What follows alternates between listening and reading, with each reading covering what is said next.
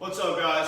Moving on to the next circuit. So grab you a ball if you have one. You don't necessarily need one for these exercises, but I have a little lacrosse ball. It's called a pinky ball. It's more give than a lacrosse ball, but you can use a golf ball, a tennis ball, one of these things if you have one. Literally anything that might be a similar size and you can put some pressure on. You can also use a foam roller. And again, if you don't have it, that's totally fine. That's the point of these videos.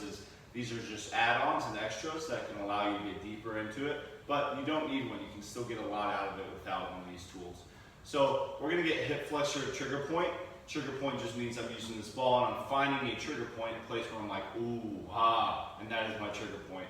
So we're gonna do that for 6 each side.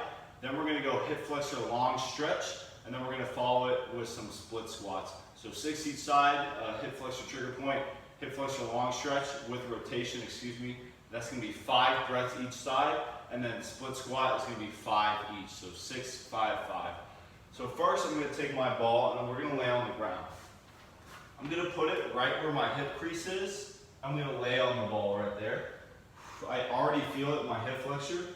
Step 2, what I'm gonna do is just relax my body, and then step 3, I bring my foot up so my knee is bent, and then I'm gonna do like a mini donkey kick towards the ceiling as I'm putting pressure into the ball. So I'm really stretching out my hip flexor here.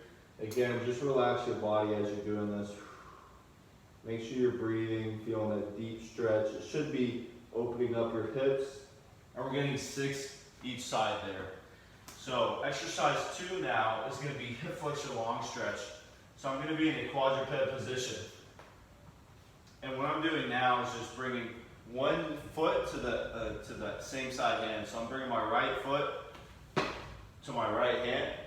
All I'm doing now is pointing my right toes outward. So that same foot, I point my toes away from my body.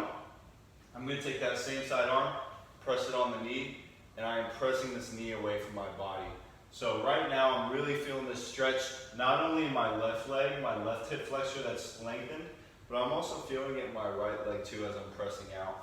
So I'll show you from a different angle. So right foot up, rotate the toes. I don't know if you can see my toes fully, but then I'm going to press my knee away from my body. And I like to rotate my chest as I press my knee. So holding here for 5 breaths each side. Then last stretch, we're going to go to split squat. So let's start in a half kneeling position.